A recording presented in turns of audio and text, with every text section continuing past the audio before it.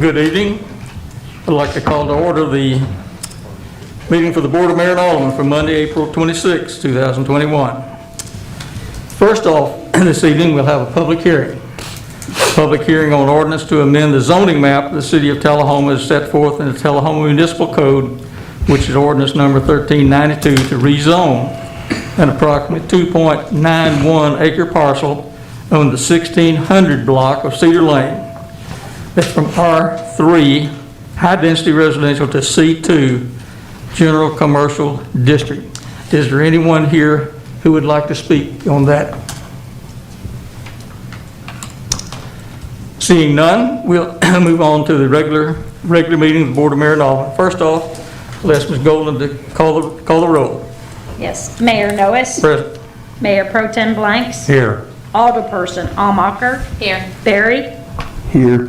Blackwell. Here. Dunn. Here. McGee. Here. At 7 present.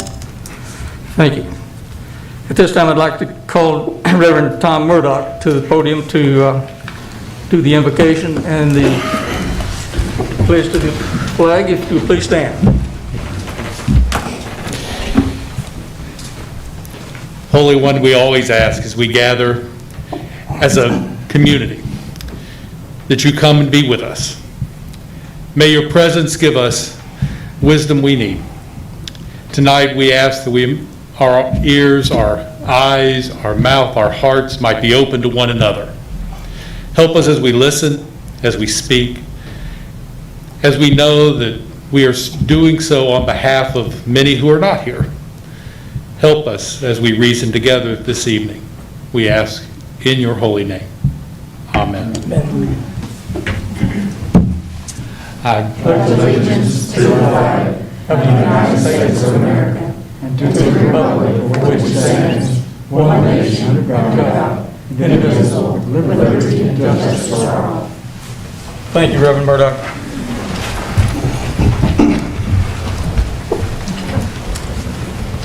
At this time, we have a number of proclamations and awards that I'd like to present. And first off, I'd like to present a proclamation for National Therapy Animal Day. Whereas there are hundreds of therapy animal teams serving in communities across Middle Tennessee, and whereas Pet Partners has designated April 30th as National Therapy Animal Day, and whereas therapy animal members of the Music City Pet Partners play an essential role in providing human health and well-being throughout the animal-human bond, and whereas therapy animals teams interact with a variety of people in our community, including veterans, seniors, patients, students facing literacy and physical challenges, and those approaching the end of life, and whereas these exceptional therapy animals who partner with their human companions bring comfort and healing to those in need. So now, therefore be it resolved that I, Ray Norris, Mayor of Tullahoma, Tennessee, by virtue of the authority vested in me, do hereby proclaim April 30th as National Therapy Animal Day. In Tullahoma, we encourage all citizens to celebrate our therapy animals and their human handlers, and further I publicly salute the service of therapy animal teams in our community. Now, I had to do a little learning about therapy animals. There's a difference between therapy animals and service animals. Service animals, you don't pet. They do a job. However, therapy animals, that's what they're made for. It's for petting. And for the form of the human bond. I'd like to call over to the flag Miss Kelly Brunell and her dog Ivy to accept this presentation.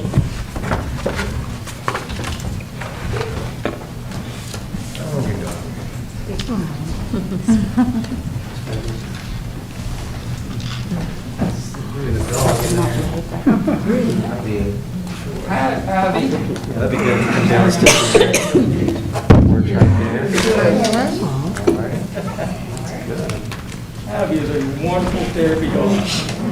Excuse me. Yeah, that's good too. All right. And Pay attention, all right. All right. 1, 2, 3. 1, 2, 3. Aaron, I'll let you go while I get my other camera.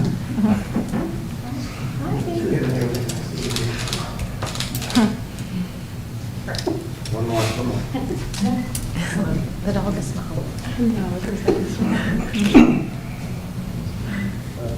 Thank you. Congratulations, I. Coming in, the podium belongs to you and Ivy, and you might want to say a word or two about therapy animals.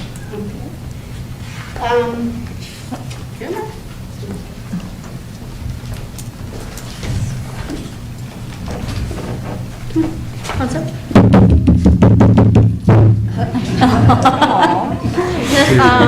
As you already said, we're affiliated with Pet Partners, and they're from Nashville. MusicCityPetPartners.com, and you can find out some more information. Ivy's pretty busy. We go to nursing home. We've just started back up.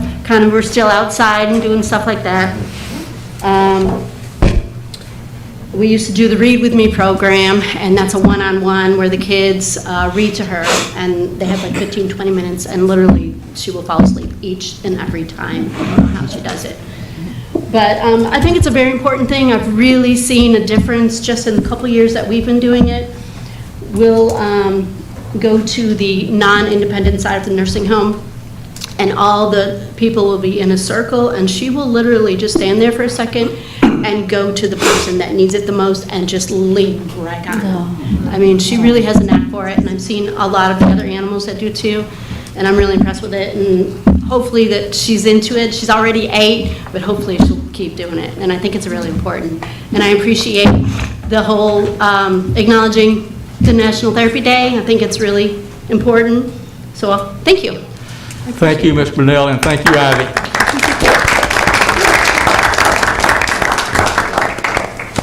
Ivy is a Chesapeake Bay Laboratory, in case someone wants to know the breed of the dog. So, wonderful animal. Okay, the next proclamation that I have is for Fair Housing Month. And this will be to any realtors that are in the audience. Rex Barton, Bronson, are you in the audience tonight? That's right, okay. I'll call you up in just a moment. But let me read the proclamation that I have for fair housing. Whereas April the 11th, 2020 marked the 2020, I don't know if that's correct, but 20 marked the 53rd anniversary of the passage of the Fair Housing Act, which enunciates a national policy of fair housing for all those who live in the United States. And whereas fair housing is a positive community good, and whereas fair housing prohibits discrimination based on race, color, religion, sex, handicap, financial status, or national origin. And whereas fair housing is integral to the ethical commitment of members of the National Association of Realtors and the Middle Tennessee Association of Realtors, and it's critical to the ability of all real estate professionals to serve their clients, customers, and communities. So now, therefore, be it resolved that I, Ray Noas, Mayor of the City of Tullahoma, diverse vested in me in the do proclaim the month of April 2021 as Fair Housing Month in Tullahoma, and establish Tellahoma as an inclusive community committed to fair housing and to promote and appropriate activities sent by private and public entities intended to provide for, advocate for equal housing opportunities for all residents and protect and prospective residents of Tellahoma. So with that, Mr. Bronson, if you come forward, I'd like to present this to you.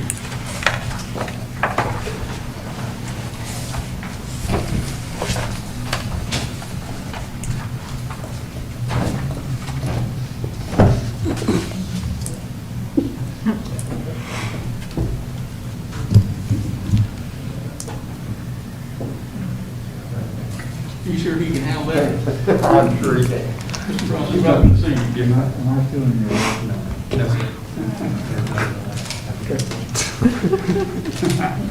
Charles. Let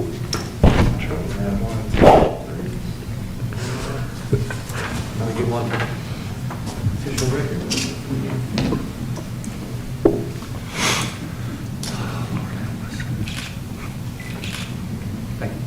Thank you and congratulations on your Appreciate that. podium is yours. If you'd like to say a word. Well, I'll say just a little bit. This is the 2021 is the 53rd anniversary of the Fair Housing Act. And this is like my 10th year, I think, being here to accept the proclamation. I've invited all the realtors, but none of them were available. I guess they're out doing fair housing. Last year, of course, we had COVID, so I had to pick it up from the mayor directly. But it's something that we really believe in, and something that, you know, we'll be coming to you with every April. Thank you very much. Thank you very much. And I'd like to present the following proclamation to a representative of the TUA. Do we have a representative of TUA here this evening? I believe we do. It's for Drinking Water Week, May 2nd through the 8th of 2021. Whereas water is our most valuable natural resource, and whereas only tap water delivers public health protection and fire protection support for our economy and the quality of life we enjoy, and whereas we are all stewards of the water infrastructure upon which these future generations depend, whereas each citizen of our city is called upon to help protect our source of water from pollution, to practice water conservation, and to get involved in local water issues by getting to know their water. Now, therefore, be it resolved that by the virtue vested in me as mayor of the city of Tullahoma, I, Ray Noah, do hereby proclaim May 2nd through the 8th as 2021 as Drinking Water Week in Tullahoma. In addition, Thursday, May the 6th, will be Tullahoma Utilities Authority Drinking Water Week celebration day from 3 to 5:30 on TUA grounds. Representative of TUA would come forward. Dr. Blanks, would you join us? So, I believe you can represent TUA very well. Thank you very much. The top? Yeah. All the way on the top? Yeah, that's what we usually do with it. Okay.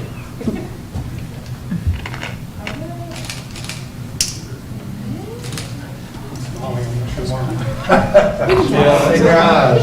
Smile with your eyes. 1, 2, 3. Thank you. We'll see you on page 6. Your payment is yours if you care to say something about water in our city. Well, thank you very much, Mayor, for the proclamation. And as you said, we are having a National Drinking Water Week celebration at TUA Thursday, May the 6th from 3 to 5:30. We have games and things for the kids to do. We have prizes. Everybody will go home with a goodie bag, and they'll get to spin the prize wheel, and they could win something as good as a T-shirt or maybe even a $10 bill. So we usually have 400 or 500 folks that come to that. We hope we'll have a great crowd this year since we didn't have it last year, but we invite all of our customers to come out to that. And one other thing just to point out, we're very fortunate to have very high quality and economical drinking water here in Tullahoma. A lot of that credit goes to Duck River Utility Commission for providing really high quality water. Randall Breaker serves in the leadership position there and does a great job.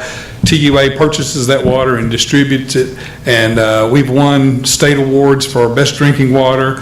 And a recent survey done by Allen and Hoshaw consulting firm, Tullahoma Utilities has the 14th lowest price on drinking water in the state out of 108 utilities. So I know sometimes we think our water bill is high, but really we've got very economical water here in Tullahoma. And again, I appreciate your recognition, Mayor. Very good water. We can all be proud of our water in Tullahoma. Thank you.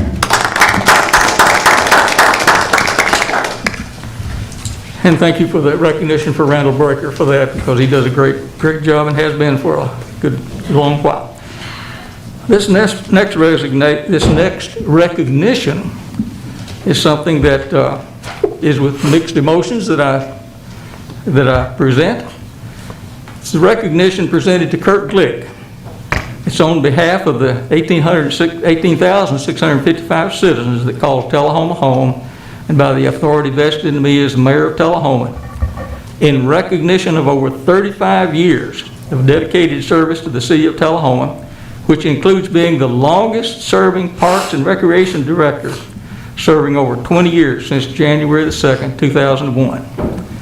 So I now therefore proclaim Friday, May the 7th, 2021 as Kurt Glick Day in Tullahoma, and urge all citizens and beseech all citizens to recognize the same. Congratulations on your retirement. Best wishes. I will be presenting this to Mr. Glick in the morning, so we'll miss a good man. Thank you all. go now to the next subject on the agenda tonight, and that will be we'll be hearing from our Economic Development Corporation annual report, and then following that, we'll have our Tullahoma Authority Airport report. So, Mr. Tom Robinson, would you like to go first? He's already keyed up. If you're already keyed up, airport man, we'll listen for you first. That'd be, the airport band would be in Tullahoma would be Mr. John Glass. John, we're anxious to hear from you, sir. Thank you, Mayor. Ask the producer to share the screen. Ask the producer to prompt the screen. Producer, can you prompt the screen for the airport presentation? Fire the laser. John, maybe get to the page. I thought I did. You've got the jokes tonight. Does this connect us to the man behind the curtains? Not something.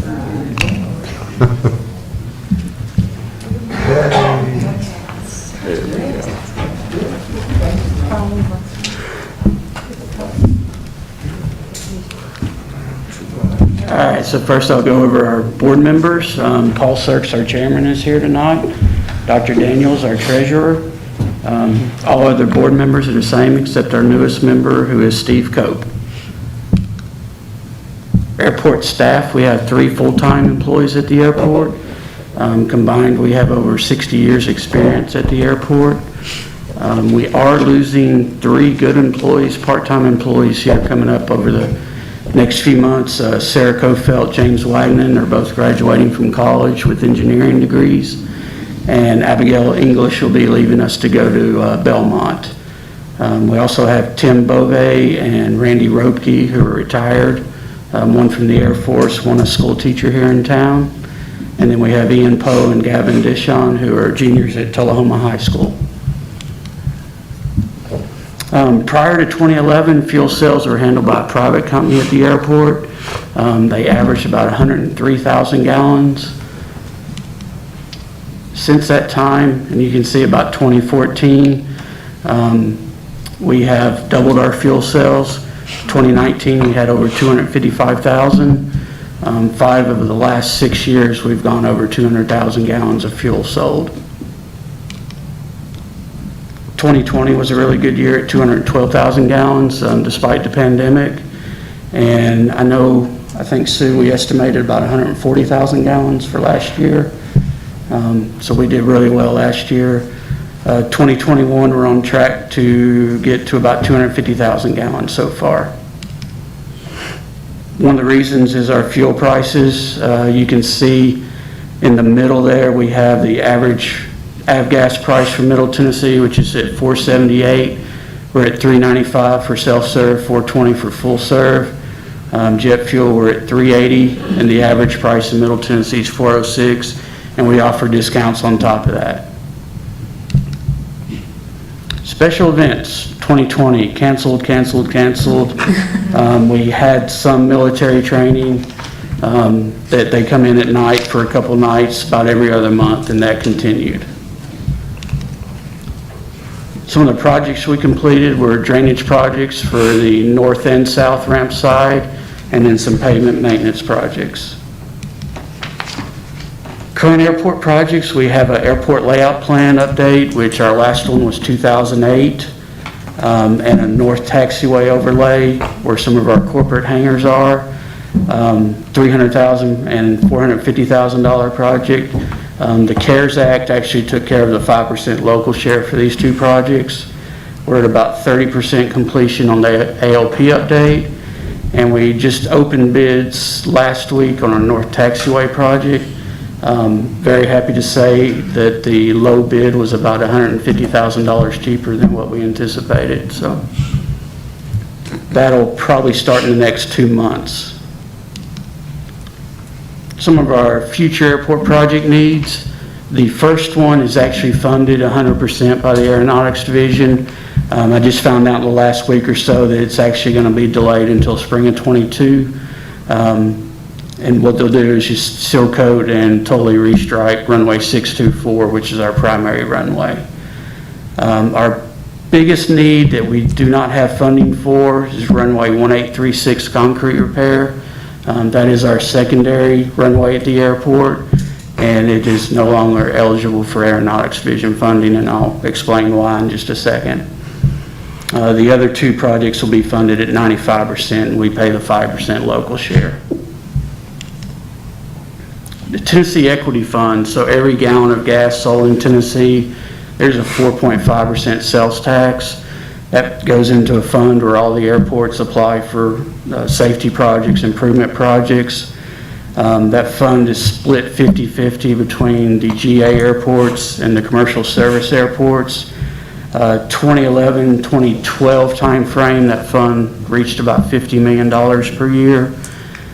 Since that time, FedEx and Southwest, two of the biggest contributors to the fund, have requested tax exemptions and received them. So in 2020, we went from $50 million down to $17 million. And that's actually, they're going back to the General Assembly for even more reductions in the tax they pay. So that $17 million will probably go down to about $10 or $12 million per year. Recently, TDOT completed a economic impact study on all 6 commercial service airports, and we are one of 72 general aviation airports in the state. Overall, the airports contribute $40 billion to the state economy and created over 220,000 jobs for the state of Tennessee. And this surprised me a little bit, but we are in TDOT Region 2, and our airport was actually ranked second behind Chattanooga Airport for economic impact for the state. And what they showed us is that 149 jobs are created by the airport, and it has over $21 million per year economic impact. Our goals for 2020 pretty much stay the same. Safety is our top priority. We want to reduce our funding at the airport. How do we do that? We increase our fuel sales revenue, control our operating expenses, and we get volunteers at the airport, community service workers that help us out, and with that we can keep our staffing levels the same they are. And if anybody has any questions, please let us know. John, the economic impact of the airport cannot be overstated, so thank you for pointing that out. The airport has been getting some very good press lately. Yes, sir. And that's not just good for the airport, but it's good for Tullahoma, so thank you for that. Any other questions from John? Thank you, and thank you, board members, for attending tonight as well. Thank you very much. Thank you. Okay. The Tullahoma Area Economic Development Corporation, Mr. Tom Robinson, Executive Director.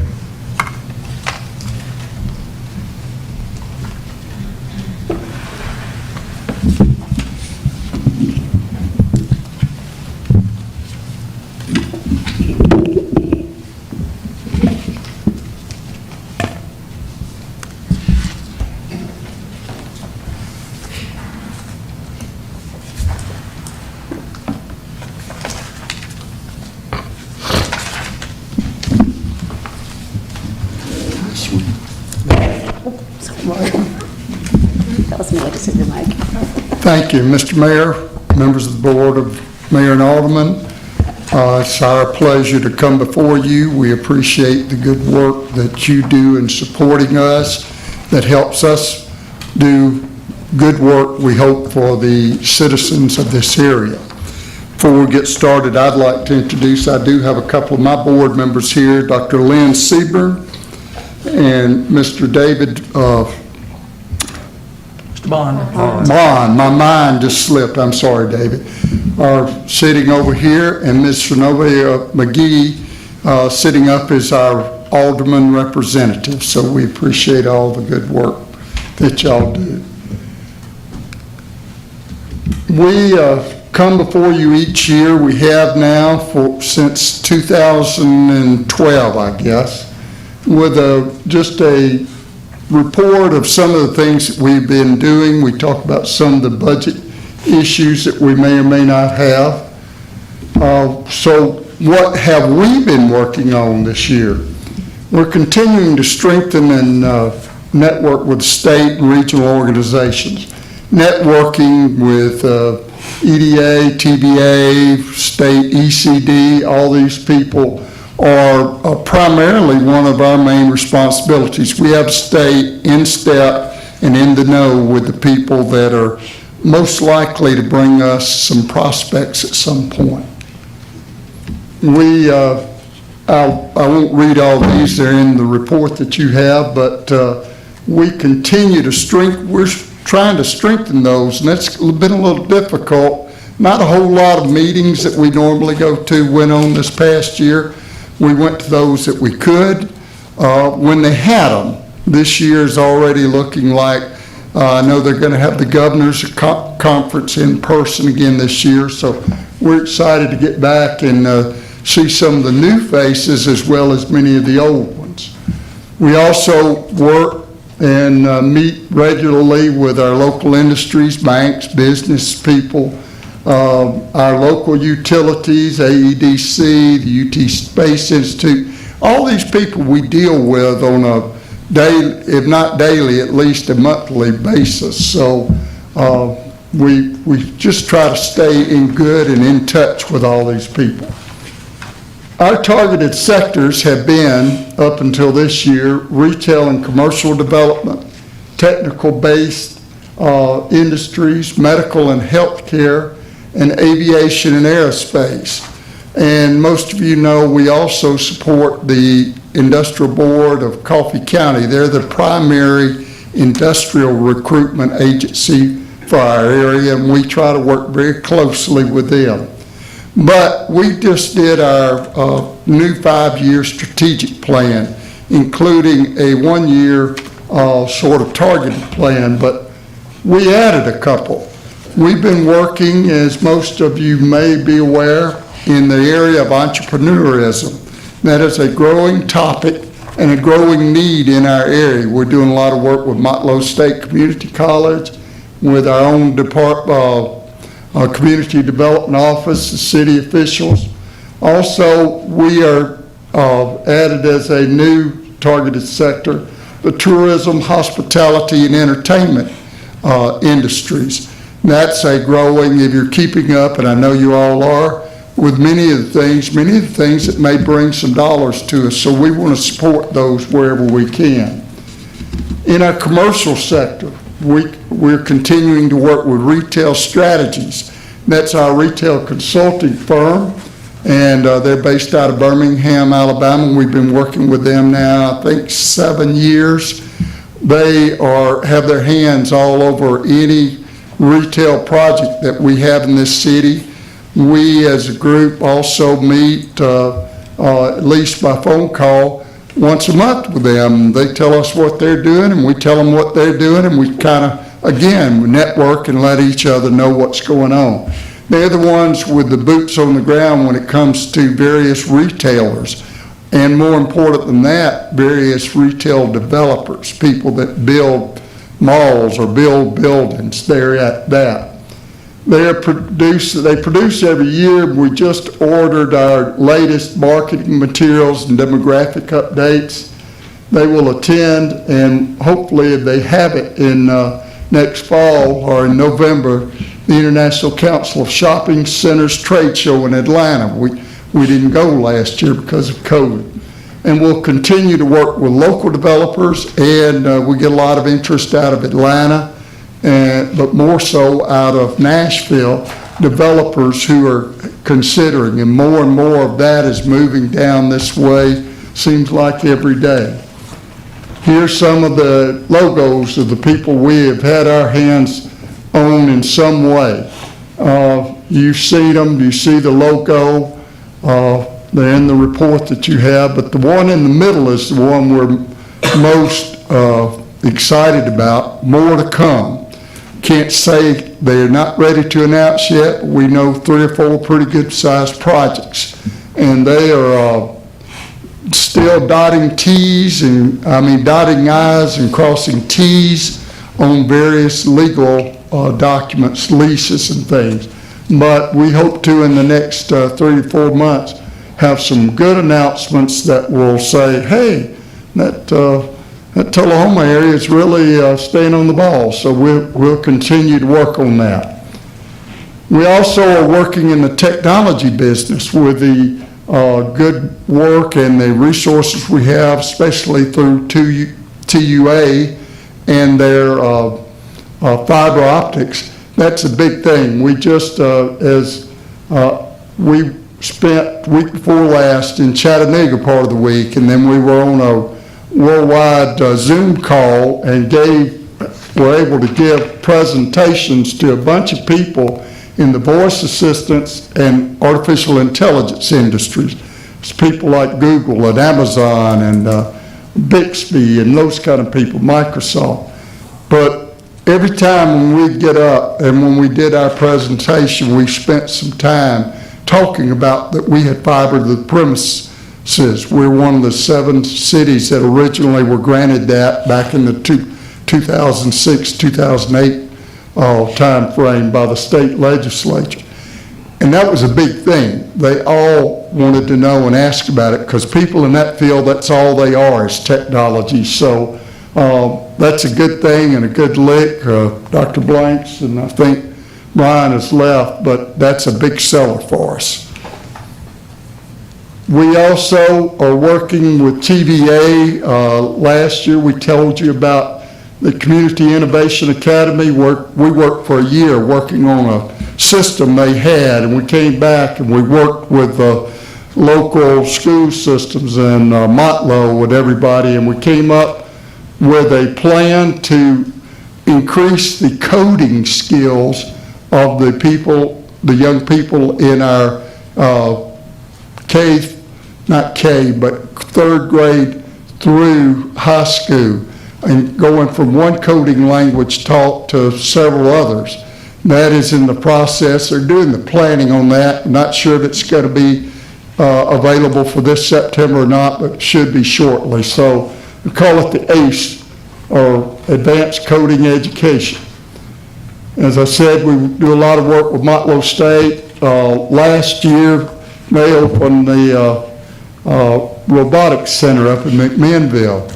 Well, you say, what does that got to do with us? Well, that is a big lick for our area, Coffee County, and even our Tullahoma industries. They have robotics, and they have a lot more robotics coming. So the fact that we have that resource within a 45 to 50-minute drive, that's a big thing. So everybody involved, please take a bow, because that's a big thing.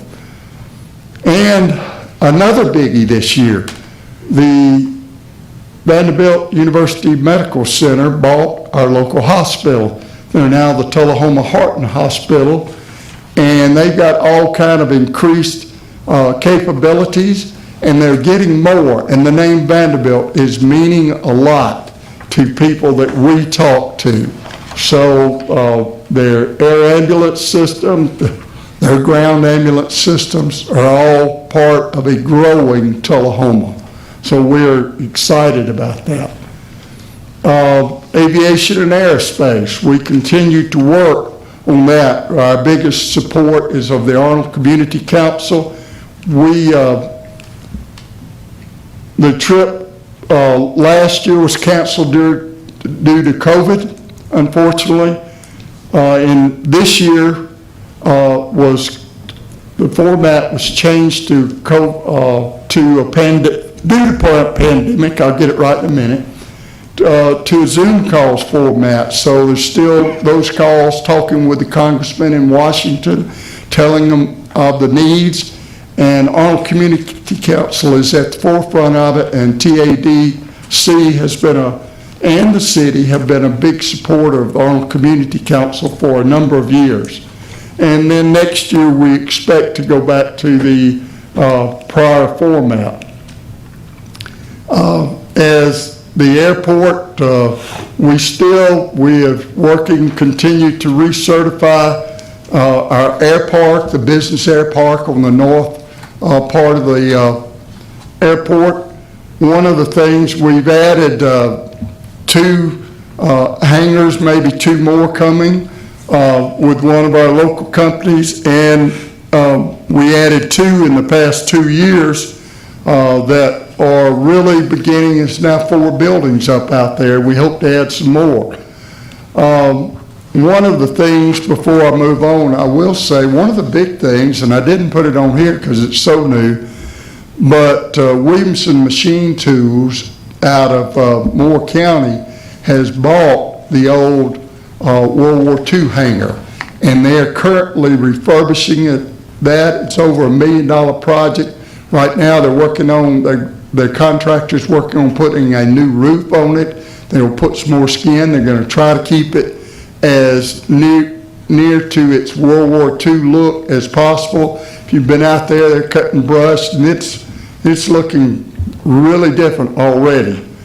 And then as we go forward, as I said, we're moving forward with the tourism and downtown initiatives. Community Development Director Winston Brooks is leading those with various committees, new emerging entrepreneurial activities. So we've got a lot of things that we have our hands in and we're working and supporting. Here's another big one that happened this year.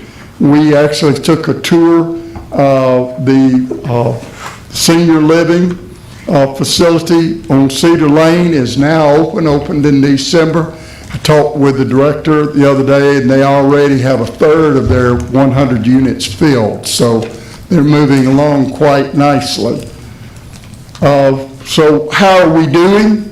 If you look at latest reports, our unemployment rate in Coffee County, and that's the lowest rate we have, is in February, which is the latest figure we had, was down to 4.9%. That's in the range within a point of what we were pre-pandemic. So we're on our way back, and a lot of the industries and businesses have reemployed. Our business licenses in 2019 were 122, and that's the latest that we have, but it's already looking like this year we're going to exceed that. 183 in 2018, you see we had a drop-off, but the business license applications and things show that the future is bright, so we're excited about that. Here's a real gauge. Our sales tax revenues for the prior year, 2019 to 20, were over $13 million. That's a 5.46? I've got to get some new glasses. But it's been the last 2 years over 5%, close to 6%. And it's been averaging between $450,000 and $700,000 increases each year for the past 6-7 years. So a lot of that's all the new retail coming in. That's where we're getting that tax revenue from. What are we working on and our budget requests? We don't have a whole lot in budget requests. We've worked with Ms. Moody and Ms. Wilson. We've talked about our website. As you're redoing your website, we're taking a chunk of that to redo the TAEDC website. So that'll be coming online by the fall at the latest, we hope. That's what we're working for. We're continuing with the Atlas Integrated. That's a TBA site that we work with that allows us to go in, and if you've got a business or commercial entity, you can go to this website and go in and say you need a 10,000 square foot building, you can go in and get that. So we're trying to be as up to date and technical as we can, and we're trying to stay at the forefront. Our social media and our website maintenance, we're trying to stay on top of that, and that's not always easy, but we've got some good people and good technical support with the city, so that works well. Mr. Brooks is a great resource and helps us stay at the forefront. One of the things that in addition to the website add-on, TVA has a new platform called Atlas IQ. It's kind of an upgrade of that Atlas advertising. So we'll be investing in that. We're not going to have to spend any more money, but it's going to be a newer system, so we're pretty excited about that. What are our next steps? Well, we've adopted a 2021 to 2025 strategic plan that's working on these things in greater detail than what I've explained. We're doing a one-year sort of strategic look at what we need to do in any one year. So my board and I are working on that to make sure we stay on course each year. We're continuing to work to solicit growth in our 4 targeted sectors. That is now our 6 targeted sectors, so we're going to keep an eye on that. And then we're going to explore ways to further strengthen our support for AEDC and the Arnold Community Council and UTSI. And we're going to be working stronger now that we can get back and meet with them, with ECD and TVA, who are our primary partners, plus the Middle Tennessee Industrial Development Association, as well as our local Coffee County Industrial Board. We've got a lot of partners, and we want to stay in good with them. And with that, that's all I have. Are there any questions that I might answer? If there's no questions, we'll thank you for your presentation, Tom. It was very complete. Thank you. Thank you. Aaron.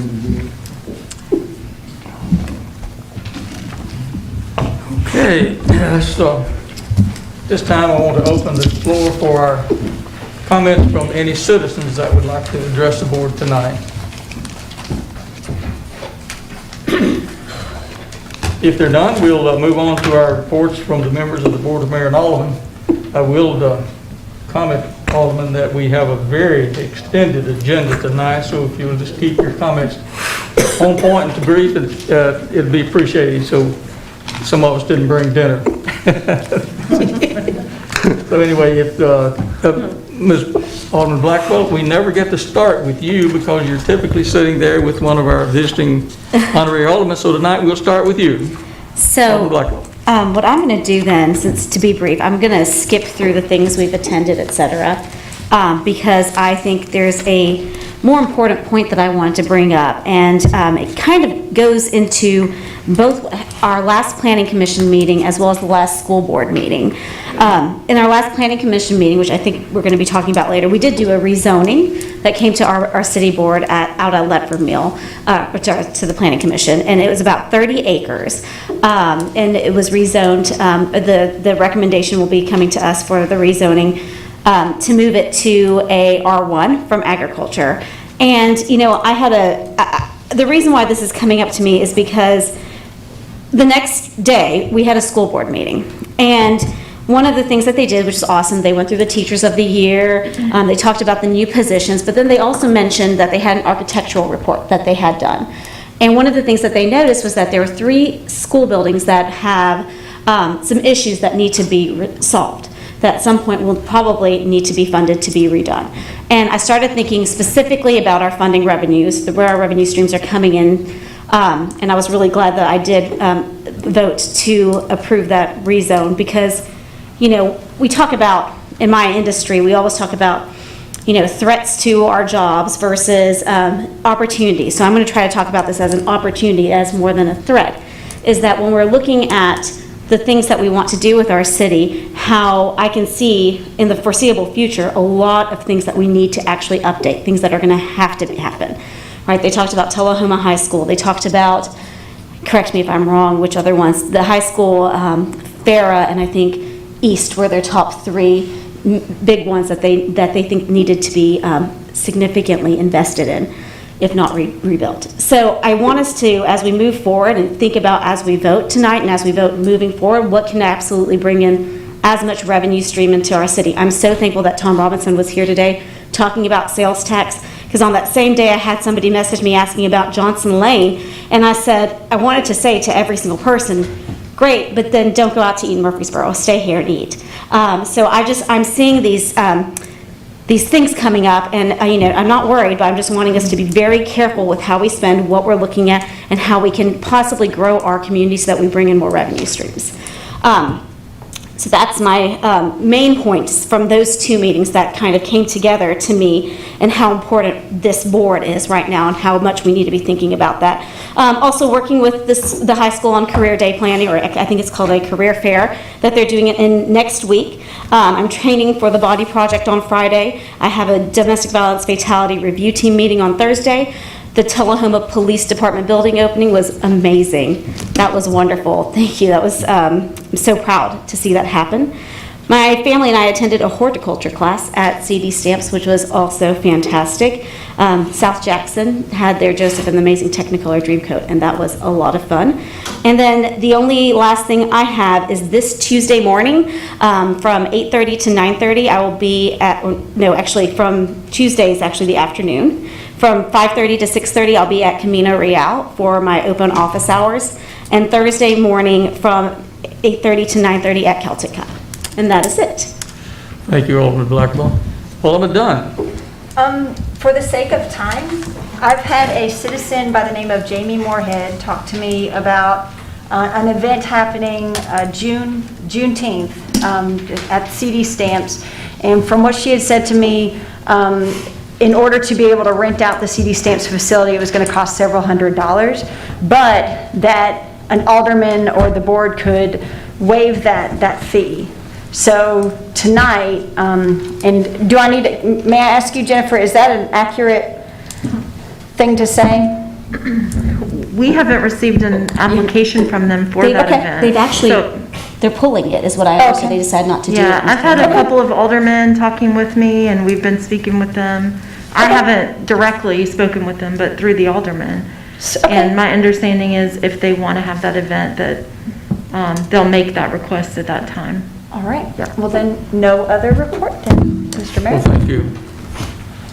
And we'll go to this end of the board. Alderman Hamacher.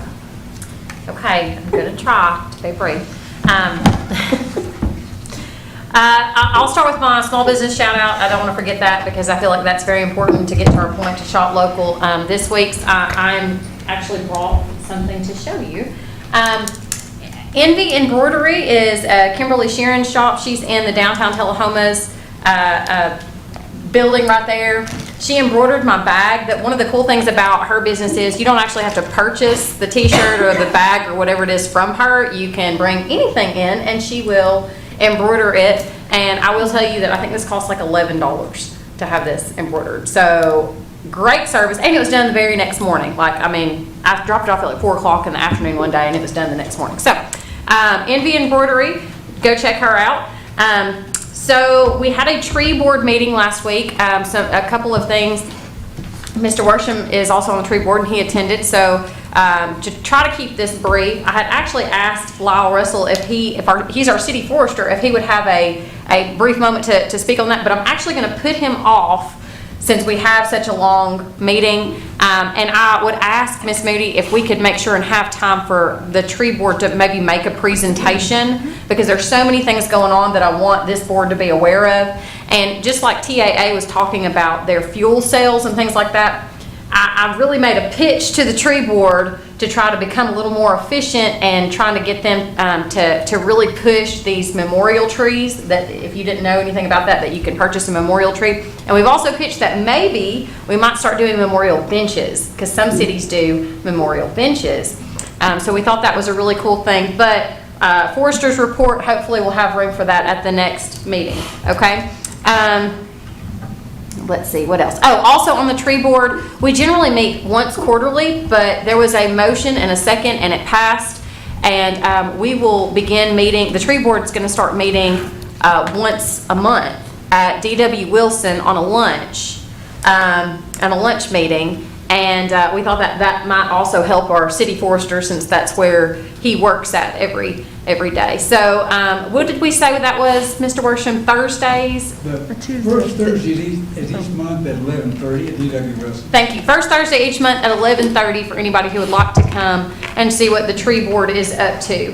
I I'd like to just briefly thank you to Grace Baptist Church for inviting me to a Women of Joy conference in Gatlinburg.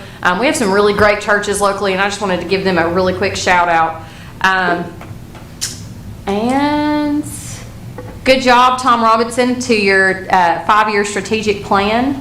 I really appreciate seeing the planning that some of these other boards are doing and how they are helping this board look to the future and give us some recommendations. Other than that, Mr. Mayor, I'm all done. Thank you, Alderman Allard. Alderman Berry. Mr. Mayor, he's not here tonight, but I would like to take a second to thank Kirk Glick for his years of service. I think he's left his mark on the city. Out of respect for time, I will submit a report to you in writing.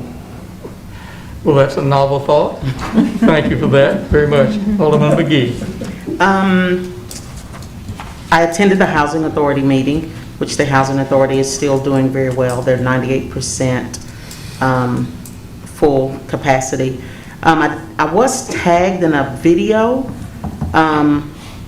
this month from one of the apartment complexes here in Tullahoma.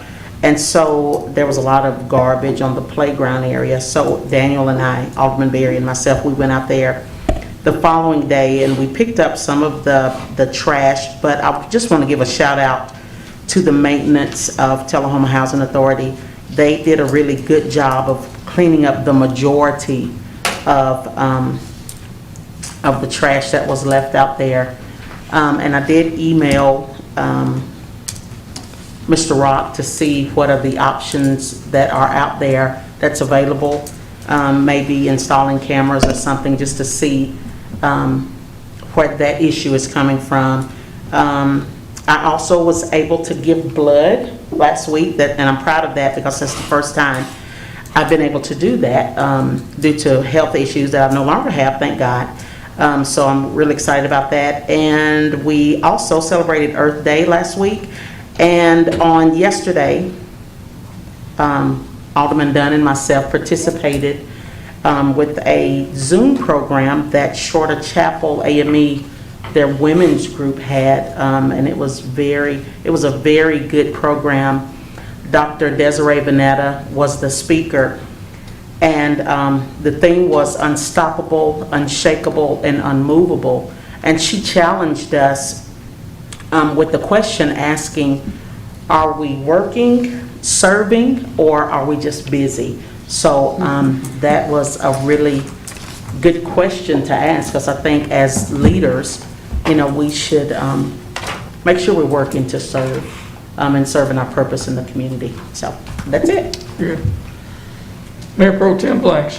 Thank you, Mr. Mayor. I'll be brief. Had a Duck River utility meeting last week. Everything's good with the water department. TVA has kept the level of the lake up. This will be the 10th consecutive year that we do not have a water rate increase, which is good. Keep in mind, our children of the Tullahoma school system will be doing testing this week, so make sure you get them to bed early and feed them a good breakfast. Attended the TPD building dedication. That was very nice, and we should be proud of that. And I would encourage people to shop Tullahoma, and that's all I have, Mayor. Thank you. Thank you, Mayor Pro Tem. From the mayor, I, of course, attended the Airport Authority Board meeting 2 weeks ago, and last week, as Alderman Blackwell indicated, we had our Planning Commission meeting. That's a very active activity. I want to thank the board for their support in attending the open house for the police station. It was great for the community to see you there. It was a small thing, you may think, but everyone was there seeing our alderman at work. So thank you for being there for that. And that concludes my report, and now I'd like to go to our city attorney, Mr. Worsham. Thank you, Mr. Mayor. This evening we had an executive session regarding litigation in which the city is involved, and we discussed the possibility of a settlement of that matter. And I'd like at this time to ask the mayor to entertain a motion to approve the settlement of that matter, which is confidential, along the terms that we discussed this evening. I'd like to make a motion. Second. Okay, we've got a motion by Alderman Dunn, seconded by Alderman Blanks to approve the mediation agreement that was entered into with the Brindley and Sons versus City of Tullahoma. All in favor, vote green. Opposed, vote red. And we got 7-0, so that motion passes. Thank you. We took possession of the Riley Creek Avoca Road intersection property this week, and I'll be recording the deed later on this week. Ms. Moody closed that transaction with the sellers, Mr. and Mrs. Howard. I did attend the tree board meeting, and I believe that Ms. Golden will be placing a notice in the newspaper to change the meeting date regularly now to the first Thursdays of each month at 11:30. We have been meeting quarterly. We decided now that there's so many matters, including the Go Green Initiative in Tellahoma, that require our attendance, that we're going to meet on a monthly basis rather than quarterly. Also, I attended horseplay this Friday at Grace Baptist Church. They have that event every year. It's a wonderful event. They have therapeutic horses in this town, just like therapeutic dogs. And I urge you all to continue to support that effort and to attend those functions from year to year. Thank you very much. Thank you, Mr. Worsham. Now, a report from our city administrator. Okay, thank you. A couple of updates first. One, just wanted to remind the public that our community cleanup day was postponed last Saturday with those pop-up thunderstorms and things we were having, but we'll have it next Saturday, this coming Saturday, May 1st. Still 8 a.m. to 11 a.m. Come out to Public Works, which is at 942 Maplewood Avenue, and you can get gloves, trash bags, and tools to help pick up if you want to participate. Also want to make the board aware, we have had an emergency repair in the amount of about $8,000 where we had a fallen tree that hit one of our light poles at Jefferson Street Park. We found out it was not covered by the city's insurance, so we will have to cover that expense.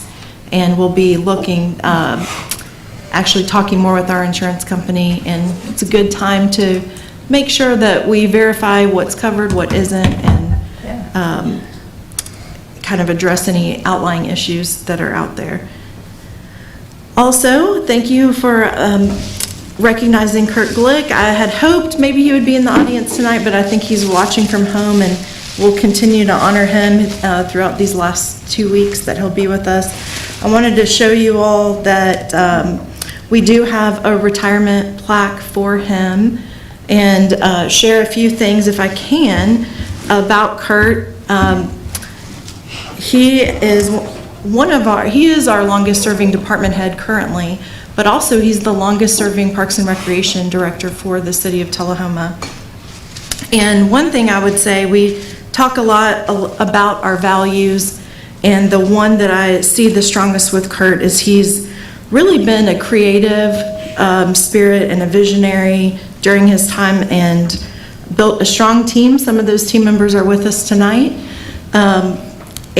And left a legacy. So I wanted to just take an opportunity, if I could, to mention some of the projects that Kurt has been a part of throughout his 35 years of service to the city. He has been, and of course I can't name them all, but I just want to take a little bit of time to mention some of these. He has been here through the renovation of D.W. Wilson Community Center and the construction of Splash Island. That's, I think, one of the largest projects prior to this police building in the city's history.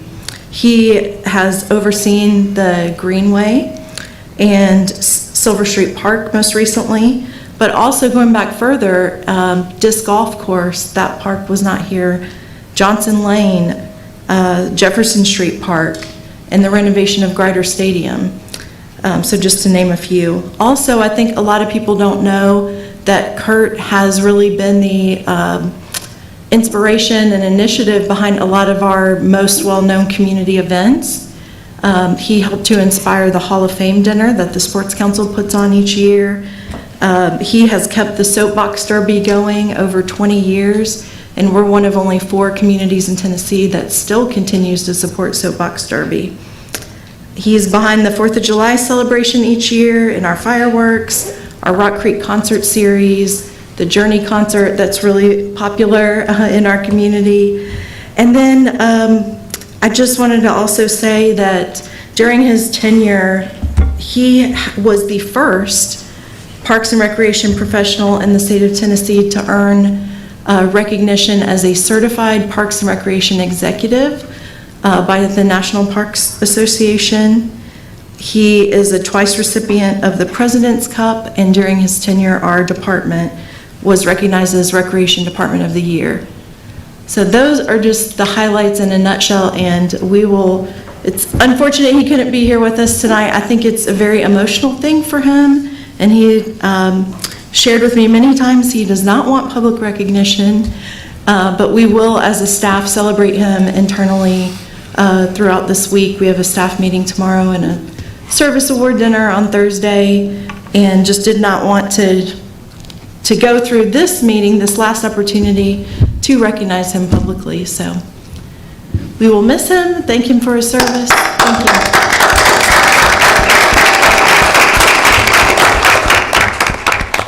Okay, thank you for that time. I have two other things tonight.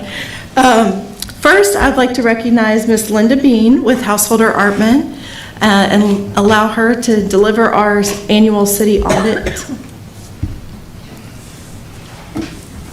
Thank you, Mayor and Board of Aldermen. I hope everybody's had a chance to go through their audit report.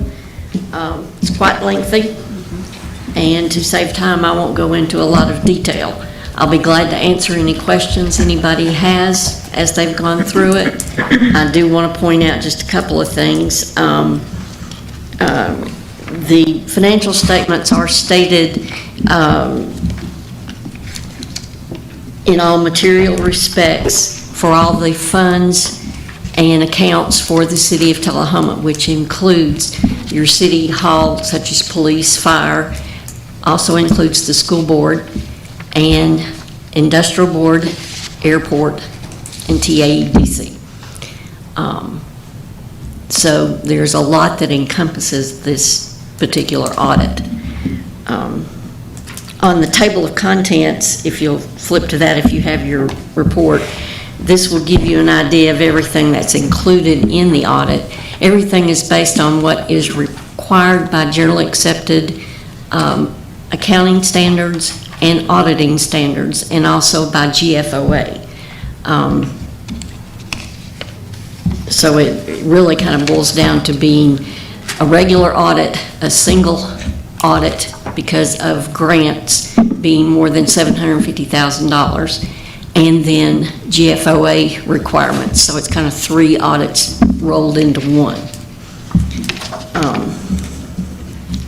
Did anybody have any particular questions Ms. about Bean, anything? I believe that this is the first time we've had an audit that there were no findings for any department or any agency that you're monitoring. Is that correct? That's correct. In all the years that we have worked at this, and Ms. Wilson has been with us, I am very pleased to say that we did not have any major findings at all that were required to be reported in the actual audit report. Very pleased, and I did look.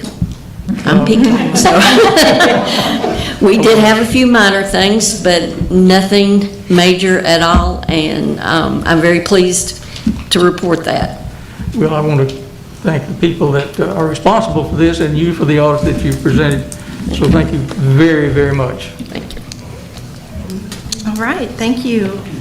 And we'd be remiss if we didn't thank Ms. Sue Wilson, our finance director, for her leadership and her department's hard work, and then also the great partnership that we have with all of our agencies, but especially this year, the Tullahoma City Schools and Mr. Jason Ray. So, thank you. Next, I had mentioned a summer tutoring program that our Parks and Recreation Department is putting on, and invited Lyle Russell to come tonight and give you more information about that and answer any questions that you may have. And then you also saw later on the agenda, we'll approve the grant contract. I hope you will approve the grant contract that will support this program.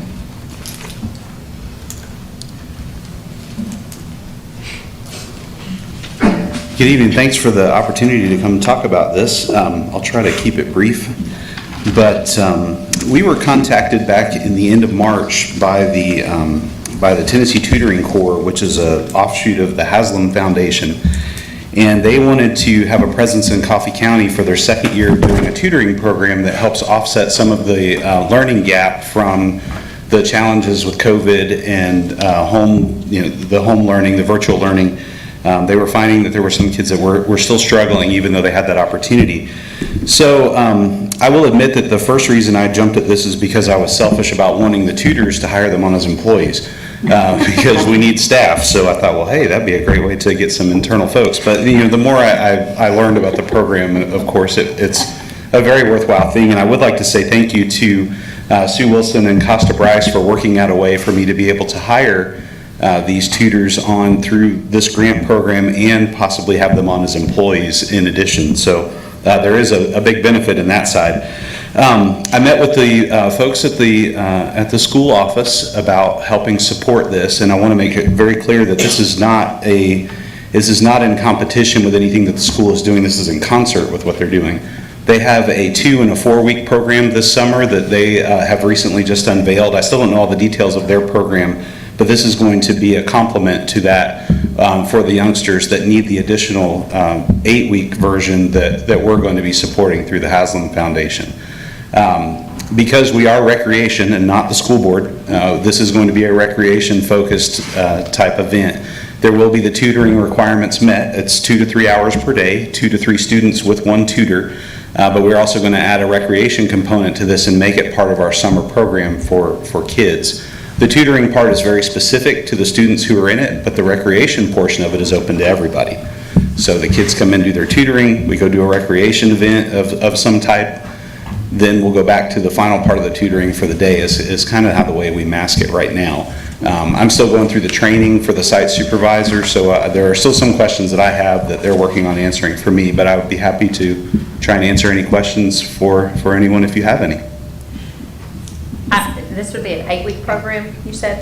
It is. And it is. so how many hours a day did you say? It is 2 to 3 hours of tutoring per day, and for lack of a better way of putting it, our mock schedule for right now would say start at 9 a.m. We would do an hour and a half or so of tutoring, then we'd have a recreation type event, then there would be lunch, then we would do the last part of the tutoring at the end of the day. That's our first stab. Yes, ma'am. Is it going to be open? So I know that the school system has sent out letters for those who they are asking to do the 2 and 4 week programs. Correct. Is it open to those students or other students as well? Is it open? No, this would be in addition to those students. Okay. And part of the reason why we haven't done a big public showing of this yet is that we are taking referrals from the school first. Gotcha. For students that they've identified needing this program that are already within the school system. And then once we have met that criteria, any open spaces that we have left, we will open up to interested folks who want to go ahead and register their children anyway. Fantastic. I have one follow-up question on that. Yes, ma'am. What is the time frame? Do you think, essentially, I'm getting lots of questions about camps and things people can do this summer, and people are wondering specifically about this program. When do you think, after the school system gives you their referrals, when do you think it'll be open for people to put their names in? And is it first come, first serve at that point? It would be, okay. And we are still in the planning phases of that, so I couldn't give you an exact date, but I would say it would be shortly after the Soapbox Derby ends on May 8th. Okay, so stay tuned is what I'll tell people. Yes, So please. one more question. You Yes, said it ma'am. was in concert, so will this be on the same days, or are you going to try to do a different time period where, I mean, our students that got these letters home, could they do both? Do they need to just pick one, or is this something extra in conjunction? These are the children that they have already identified for the 2 and 4 week program are in that program. This would be for everyone else who needs additional. The 2 and 4 weeks may not be enough for them. There wouldn't be any double dipping in this if you're in one or you're in the other. So those students that are in theirs could potentially do this as well, correct? No, they wouldn't. If they're in the 2 to 4 week, then they're meeting their criteria there. This would be for anyone else who needs a longer program than 2 to 4 weeks would accommodate. Mr. Russell, how many students can you accommodate with this program? The grant will help us with up to 10 tutors, and they have a very specific ratio of 2 to 3 students per tutor. So the maximum that we would take is 30 students. Thank you. Not about this, but thank you to the Parks and Rec Department for taking care of some of the vandalism. I know that you guys were out on Sunday handling that business, and thank you for that. Quite welcome. That's what we do. Thank you. Thank you. Thank you, Lyle. Ms. Liddy, do you have anything else you'd like to report tonight? No, I don't. Thank you. With that, we will go to the consent agenda. The consent agenda is rather lengthy, and I'll remind you that the consent agenda is considered routine. It'll be enacted by one resolution. So if anyone has anything they'd like to remove from that, they'll have to let it be known before we approve it. So during that portion of the meeting, it's reserved for comments from citizens. You may ask that item be removed. So I'll now proceed with reading of the consent agenda and the action items, the items there. First is item number 2149, which is the minutes of the public meeting held on March 20th, 2021, and the minutes of April 12th, 2021 regular meeting. Item number 2150 is the financial report for March. 2151 is accept delivery of the fiscal year 2020 audit reports. Heard about. 2152 is to approve the one-year renewal of an agreement with Household and Artman to perform the audit services for the City of Tullahoma, the city schools, and the Tullahoma Industrial Development Board, the Tullahoma Airport Authority, and the Tullahoma Area Economic Development Commission in a total amount of $45,000 for fiscal FY21. Item number 2153 is to set up a public hearing for May 10th on a request to rezone the property that Ms. Blackwell referred to earlier. Rezone the property at 3030 Ledford Mill Road from A agricultural district to R1, which is low density residential. Item number 2154 is to approve a vehicle purchase in the amount of $33,765 at the state contract pricing from Ford of Murfreesboro for the Tellahoma Fire Department. 2155 is to approve a grant application to the Walmart Community Grant for Economic Sustainability for $5,000 with no local match required, and that's to support the Tellahoma Go Green Committee and their rain barrel project. 2156 is to approve a grant application to the Randy Boyd Foundation for the Dog Park Dash Grant of $25,000 to support improvements for the Pet Village Dog Park at the Tellahoma Wagner Park. 2157 is to approve a performance agreement with Six Wire for the concert to be held as part of our annual Independence Day celebration. 2158 is to approve a performance agreement with Vinyl Radio for a concert to be held at the same time. Item number 2151 is an agreement with Pyro Shows for a professional fireworks display, again at the annual Fireworks Day celebration. Do I hear a motion to approve the consent agenda? Move to approve. Second. Approved from Alderman Blackson, approved, seconded by Alderman Dunn. Blackwell. Alderman Blackwell came from this area over here. Vote green for approve, red for no. Consent agenda passes 7-0. Under old business, an ordinance to set the salaries of the Board of Mayor and Aldermen effective upon selection of the new officials. That's August 2024 election. And the annual amounts of $15,000 for mayor and $7,000 for aldermen, and to adopt on the second reading for final two readings. So we had that motion before on the first reading, so I'll now entertain a motion just on the second reading. Motion to approve. Motion to approve by Alderman Hallmacher and seconded by Alderman Berry. Any discussion? I have, if I may.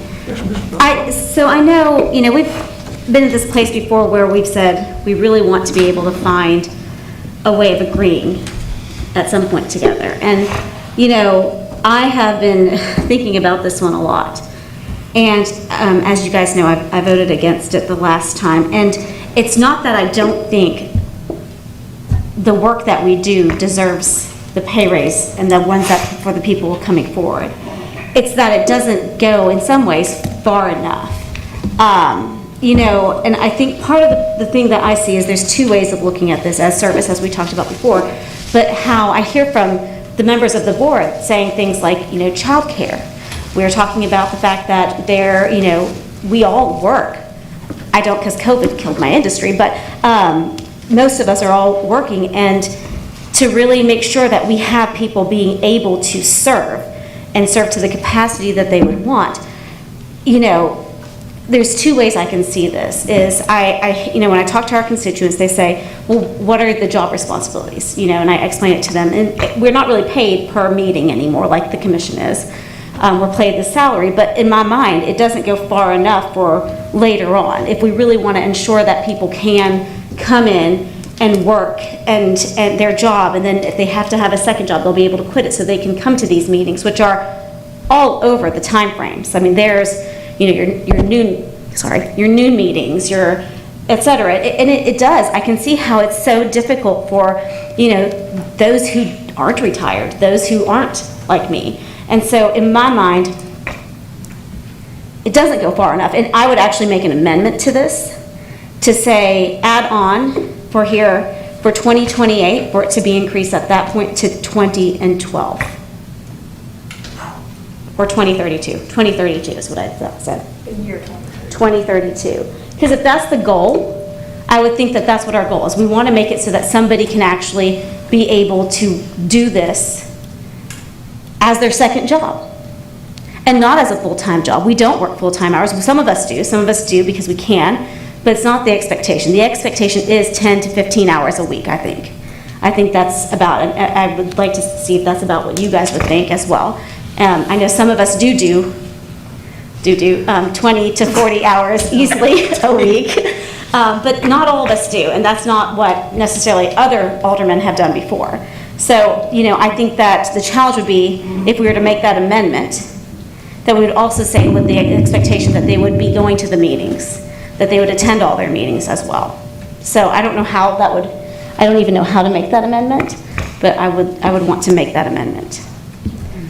Would you make that amendment in terms of dollars so that the recorder can get it properly documented? I would say that in the annual amounts of 2024, and then by August 2032 to 12,000 for aldermen and 20,000 for mayor, and I did the math, and it still came out to being about $8 an hour for a lot of us aldermen. So, and I don't know though how to make the amendment to say something about with them making sure that they're meeting their meetings, but just somehow so that we can tell the public this is what we do. I would comment that I really don't know how to quantify that amendment, and the other thing I don't know how to do is it's looking very far, and it's very far in the future. And I would not like to suppose that, you know, other boards closer to that time will have opportunities to make those adjustments that in real time as they go. We need a second, is that hard? That's correct. We would need a second. I'm just making a comment. To discuss it, even. Yes, you're right. I'll make the second because I was enjoying the discussion. So. Okay, you have a second, and then we'll have the discussion. I've already made a point. Would anybody else like? I like where you're going. I do kind of think that that's far out. I also agree. I don't think that this is quite enough. I would have liked to have seen it a little higher. I think our box plot last time was a little off and skewed. Our outlier is 31,000 here, and we're still in the average. I mean, Shelbyville down the road is 18,000 for mayor, and but I would like to see it higher. I think it's tough to quantify it years down the road. I'm going to steal something from Ronald Reagan, and why I voted initially on what is there is I'd rather get 80% of what I want than go over a cliff with my flags flying. So if we take this now, then I think it is up to the boards. You know, 2032, maybe using Dogecoin or whatever it is now. But well, that's where I'm. May I, so one of the things. Could we go Oh, around before you, yes. excuse me, could we go around, other comments on this side? Yeah, isn't the expectation already is for us to attend the meetings? You know, I understand that things come up. Of course. But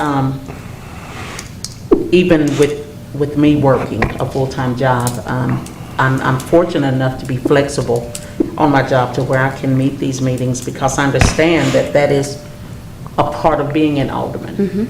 And that's a part of us servicing. So I think the expectation is already set for us to attend the meetings. Okay, Alderman Dunn, you had a comment? Not yet. Okay. You had another?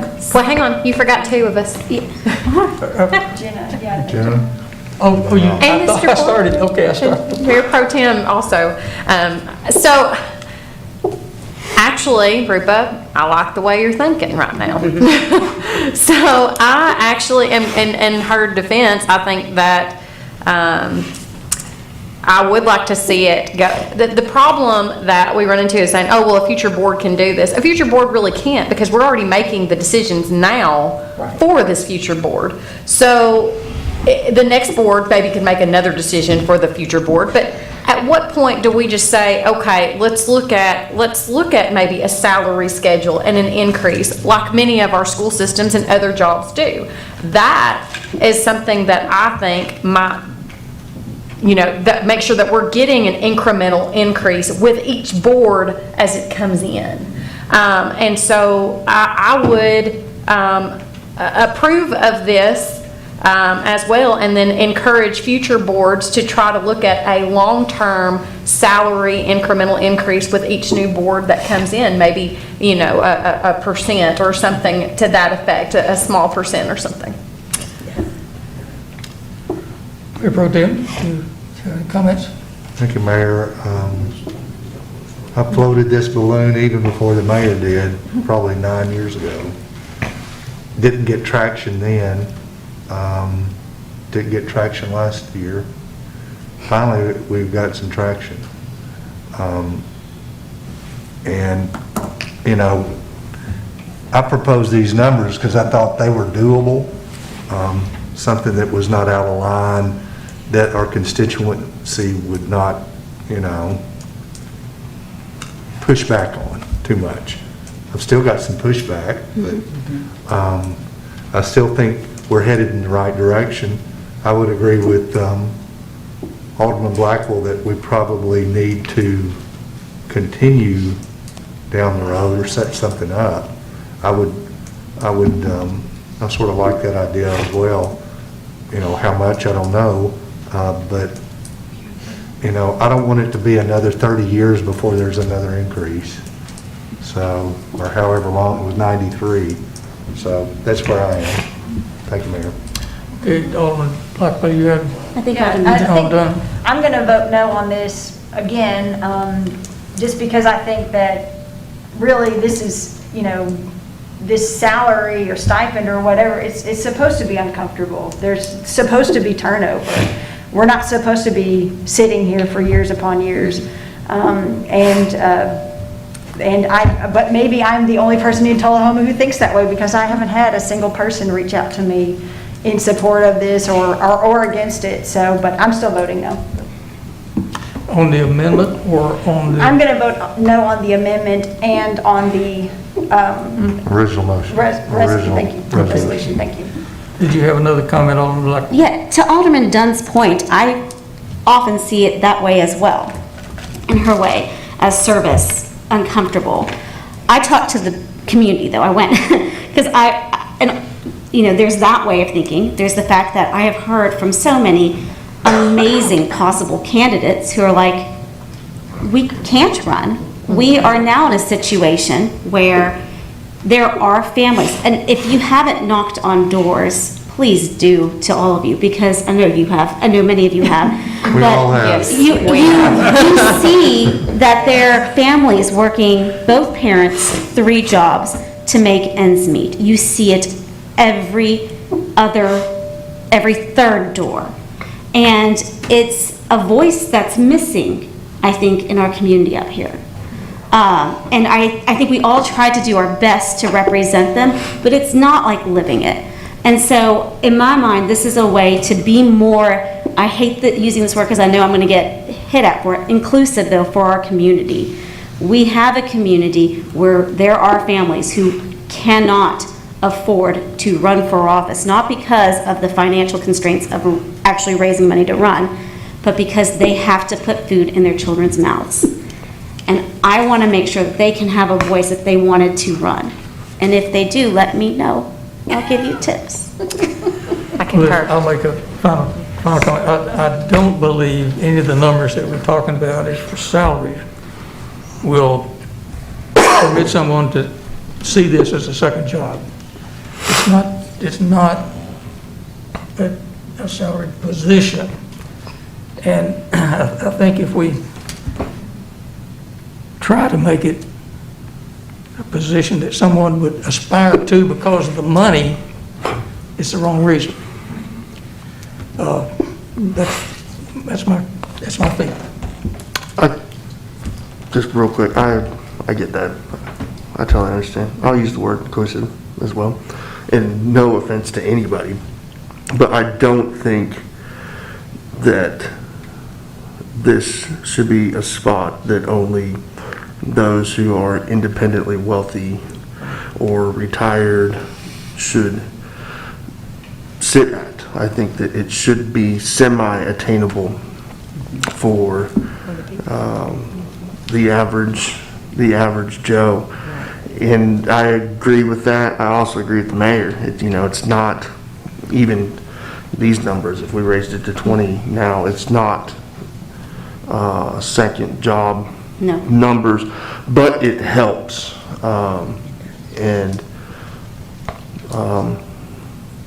So I'm glad that you did second that because this little conversation changed my mind as well. I don't fully understand the amendment though. What are we? We've got to clarify the amendment because we don't have numbers to talk about. The amendment that I said was to make, to have it in the annual amounts of this, and then in August 2028, to move it to, yes, So 32. in addition, I guess. 2032, yes. In addition. The annual amounts of mayor, in addition, in the August 2032 election, in the annual amounts of, I think I said 20 for mayor and 12 for alderman.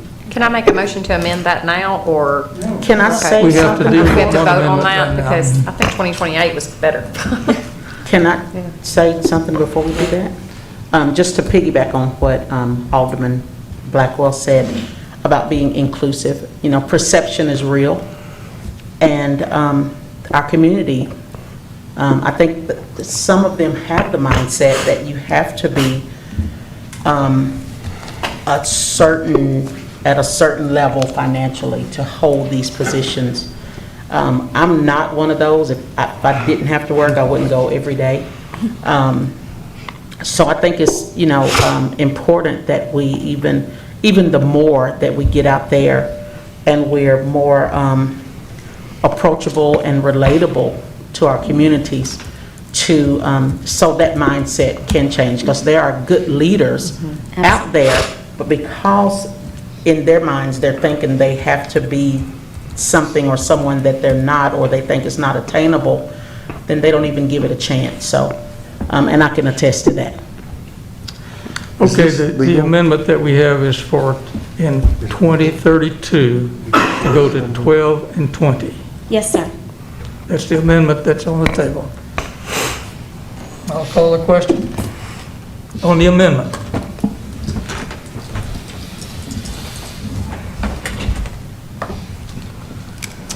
The amendment passes 5-2.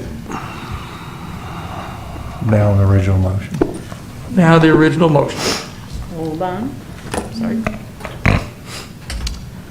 Now we're voting on the ordinance to change the salaries to $7,500 for aldermen, $15,000 for mayor, beginning with the August election in 2024. Do I hear a motion? But you're voting on the motion as amended. As amended. As amended. As amended.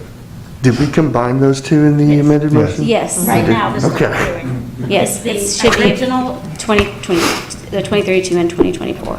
their This is original motion. motion as amended. Amended, Yeah. okay, We passed the amendment, now we can see either go or no go.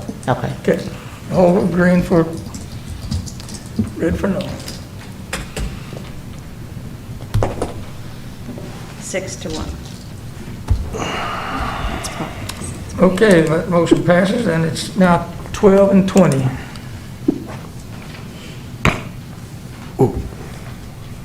My understanding was that after the 2024 election, the salaries are going to change to $15,000 for mayor, $7,500 for aldermen. And then 8 And years then later. following the 2032 Yes. election, the mayor's salary will increase to $20,000 and the alderman salaries go to $12,000. Yes. Correct. Oh, that's what I voted. Okay. Yes, that's what I, Yes, that's what I voted on. that's what I said, or I tried to. Okay, thank you, board. Is there any other old business? Hearing none, we'll move on to the new business. Ordinance number 1552 is an ordinance to amend the zoning map. Tullahoma, Tennessee is set forth in Tullahoma Municipal Code, which is in accordance with number 1392 to rezone on approximately 2.91 acres, a parcel located on the 1600 block of Cedar Lane from R1 residential to C2 general commercial. Your motion. Move to approve. Second. Motion from Alderman Blanks and second from Alderman Dunn. You should start with Black. Blackwell. Black, okay. It's gonna be like high school all over again. Blanks made the motion and Blackwell seconded, yes? Yes, Okay. sure. Any comments? Hearing no comments? I have one comment. I think this, originally this piece of property was for the senior living thing. They only built about 2/3 of it out. They still have the adjoining lot next to our office, and I think they want to put it back commercial.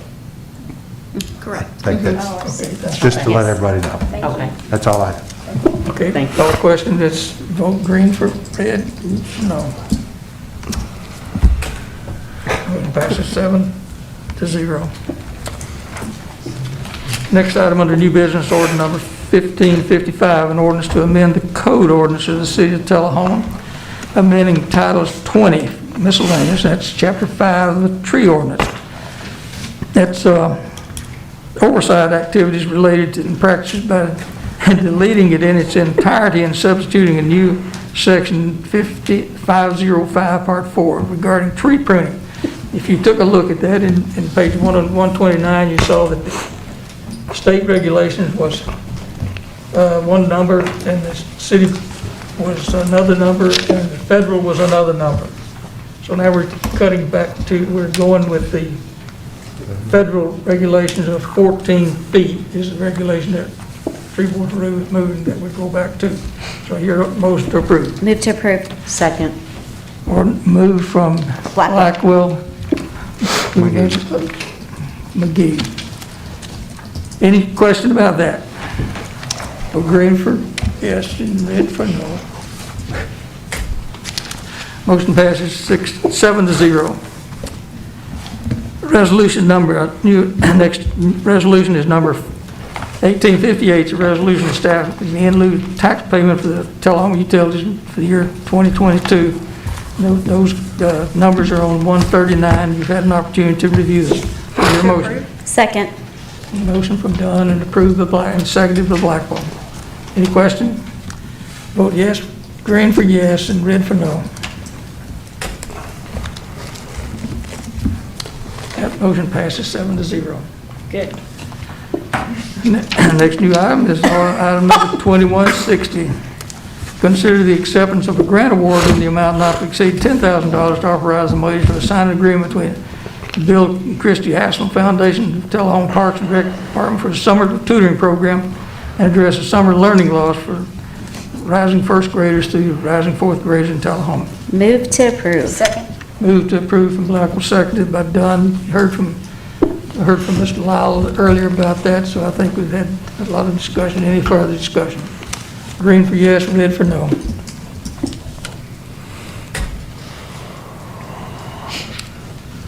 Passes 7-0.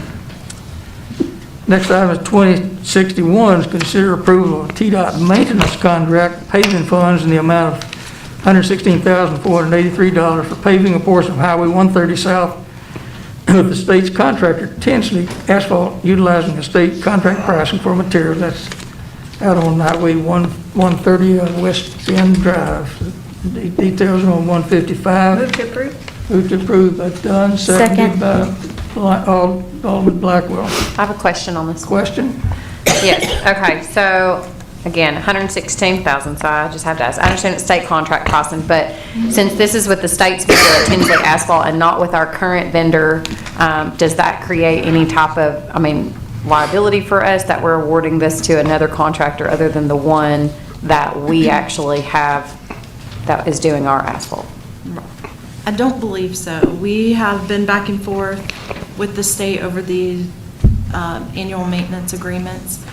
And although it's technically a reimbursement to the city for the maintenance of these right-of-ways, it's done in coordination with them as to where the paving occurs, and then they have already bid this work and we're having to use their vendor. And they will actually accept it, authorize it, and accept it, and they will pay us, and then we will pay them. So is this acting as a subcontract through them, essentially? Not actually a contract through the city? Conduit is what we are, conduit for the funds.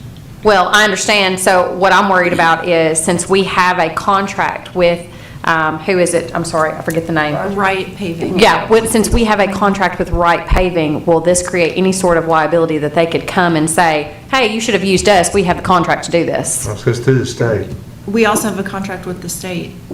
and they So- trump us. I think as long as the state is paying them and not us, then we're okay. Well, you're right. Okay. All right, just want to make that clear. Any further comments? Green for yes, red for no. Motion passes 7-0. Item number 2162, consider approval and authorize the mayor to execute related documents for the annual renewal of the roadway maintenance contract between TDOT and the city of Tellahoma. And that's in the amount not to exceed a maximum reimbursement of $121,592, and that was on 157. Motion to approve. Second. Motion from Alderman Blanks and approved by Alderman Blackwell. Any discussion? And so this Green is for the yes, new red for- contract for the upcoming fiscal year. Okay. Green for yes, red for no. That passes 7-0. There being no other new business, we'll adjourn the Board of Mayor and Alderman meeting, and we will convene the beer board. You don't need to do a call over, do you? Nope. Any public comments regarding the beer board tonight? Anyone that would like to speak regarding the beer board? If not, we'll look to the summary items that the only consent agenda is the minutes from the April 12th beer board meetings. To hear a motion to approve. Move to approve. Second. Approved by Alderman Blackwell and seconded by Alderman Mocker. No comment. Green for yes, red for no. Motion passes 7-0 on the consent agenda. There being no other old business, we'll go on to the new business. The other new business is a beer application for on and off premises permit for PM Market and Restaurant at 109 West Lauderdale Street. From Mr. Marino Portillo, and he will be the new owner and manager in charge of beer sales. Approval is subject to the certificate of occupancy and final fire inspection. Alderman, has the final fire inspection been done? No, they're working on some improvements, so it will be subject to certificate of occupancy as well as passing their final fire inspection. Motion to approve. Okay, approval with those conditions from Alderman Almacher and approved, seconded by Blackwell. Yes. Yeah. Okay. We have the motion subject to the final fire inspection and getting the certificate of occupancy, so that's conditioned upon those. So green for yes, red for no. Do we have to have them? Question. They're here. You want to ask him anything? Would you please come to the who's the responsible party who's come to the podium and be eligible for questions. Okay, does someone have a question for the Patillos? Have you read the applicable beer laws of the city of Tullahoma? Yes, we have. Do you have any questions about those? We're actually kind of confused about the hours. Okay. I read it was from 3 a.m. to like 8 a.m. or something like that. And I was kind of confused about that. Have you operated in a facility where you had sale of beer previously? No, we never have. This is your first experience selling beer? Yes. Okay, what do you have in place to ensure that you're not selling beer to a minor? We will inform our employees about the laws and the, I guess we know about the fines and all that, and the,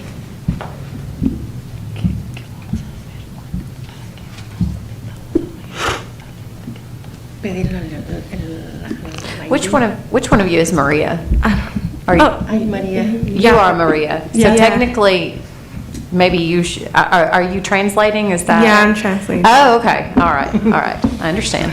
and, yeah, ask for their, IDs. No tenemos que venderle a mayores de 21 años. Yeah. Correct me if I'm wrong, 3 a.m. and 8 is when you can't Yes. sell alcohol. Unless on Sunday, then it's till 10 o'clock. Yeah, it in the changes. morning. 3 a.m. to 10 o'clock on Sunday morning. Okay.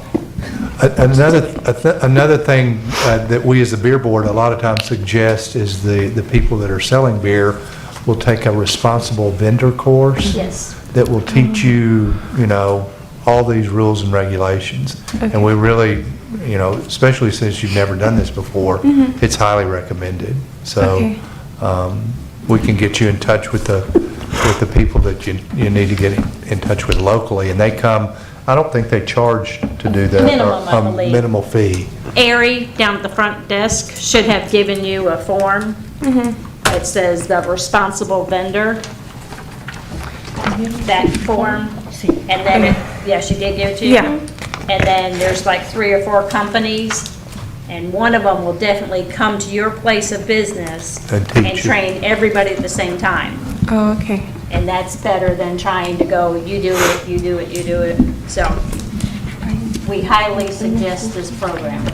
So would y'all be willing to take the responsible vendor course? Yes, we will. Okay, great. And will you commit to doing that prior to beginning selling beer? Yes. Okay. Congratulations on the new place. Congratulations. Good luck. We haven't hit vote. We got to vote. Well, if we vote, after it's still open. Do you have any other questions for the, Can I clarify something? please do? Okay, you want me to make sure that they've completed the responsible vendor It's program before they get the CO? Yes, continue. Yeah. Okay, I just want to make sure. Thank you. And you are agreeable to that? So, Thank you. We have the motion, and we have a second, and we have answered the questions, and we certainly appreciate you doing business in Tellahoma. Vote green for yes, red for no.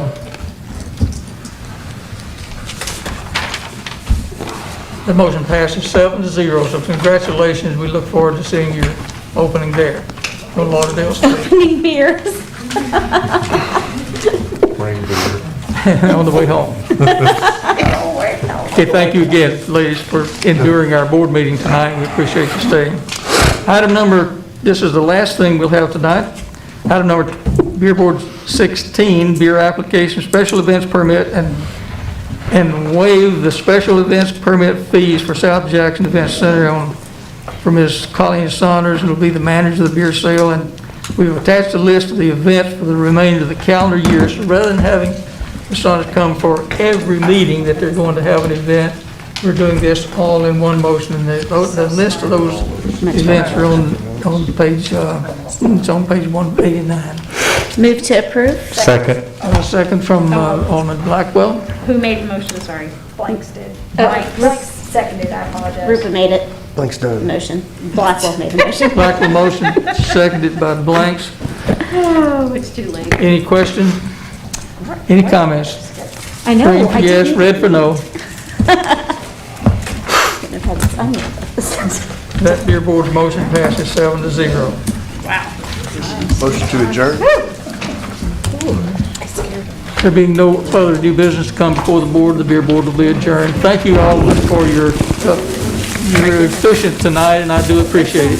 Thank you.